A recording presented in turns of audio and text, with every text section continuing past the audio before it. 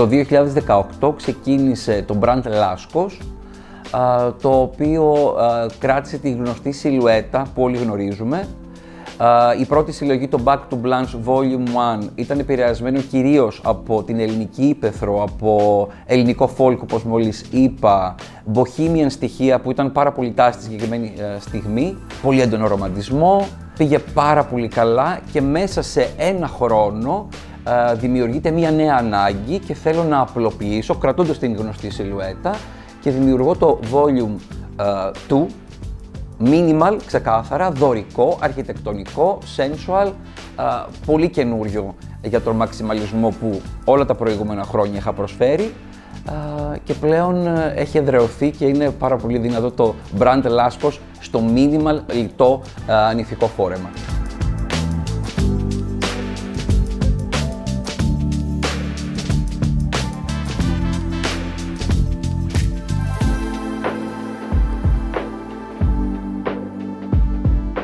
Δύο πράγματα θεωρώ ότι είναι πολύ σημαντικά σε εμάς. Το πρώτο, εκτός από το δημιουργικό, τα σχέδια και το design, το οποίο εννοείται για να υπάρχει επιτυχία, κάποιο προϊόν είναι πάρα πολύ καλό. Είναι η άμεση επαφή που έχουμε με την πελάτησα. Κάνω πάντα εγώ τα ραντεβού. Θέλω να είναι πολύ προσωπικό όλο αυτό, αφού γκράζομαι αυτό που ζητάει ή πώς έχει φανταστεί τη συγκεκριμένη εικόνα το κορίτσι μας.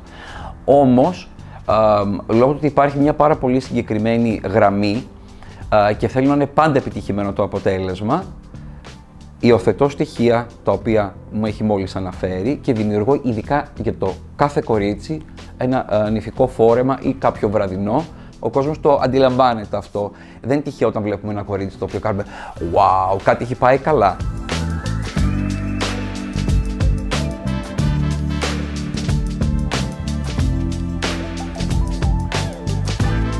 Η έμπνευση πολύ φίλη μου. Τι εννοώ. Θεωρώ ότι η έμπνευση μπορεί στην πορεία με την εμπειρία να δημιουργηθεί. Με ποιον τρόπο? Το πιο σημαντικό για μένα μετά από τόσα χρόνια, βάζοντας προσωπικά μου βιώματα μέσα σε μια συλλογή, το οποίο συνήθως, επειδή έχει πάρα πολύ έντονη ενέργεια και συναίσθημα, είναι και επιτυχημένο.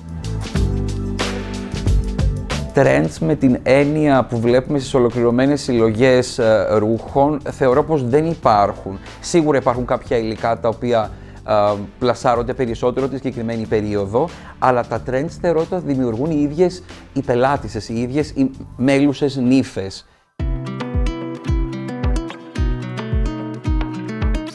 Η αγαπημένη μου στιγμή σίγουρα είναι όταν βλέπω το σκίτσο μου, όταν έχω σκιτσάρει ένα μοντέλο συγκεκριμένο, να το βλέπω μπροστά μου στην πρόβα, να υλοποιείται και να υλοποιείται όπως ακριβώς το έχω φανταστεί.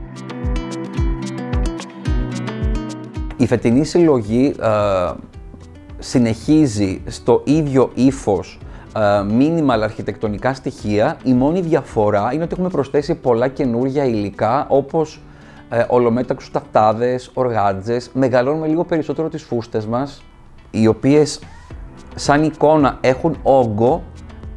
Το τεχνικό κομμάτι όμως είναι πάρα πολύ ανάλαφρο.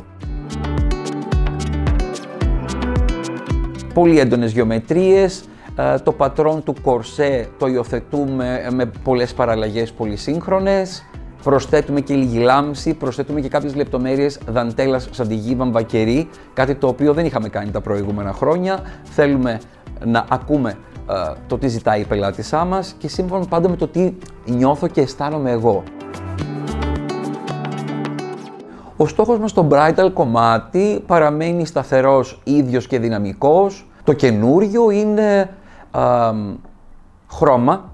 Θα δούμε στη βραδινή μας συλλογή, θα έχουμε μια βραδινή συλλογή evening wear για τα κορίτσια που τόσο πολύ μας ζητάνε όλα τα προηγούμενα χρόνια. Όπως και το YL ready to wear θα είναι έτοιμο για το καλοκαίρι μας και για τον επόμενο χειμώνα. Θα τα δείτε όλα πάρα πολύ σύντομα.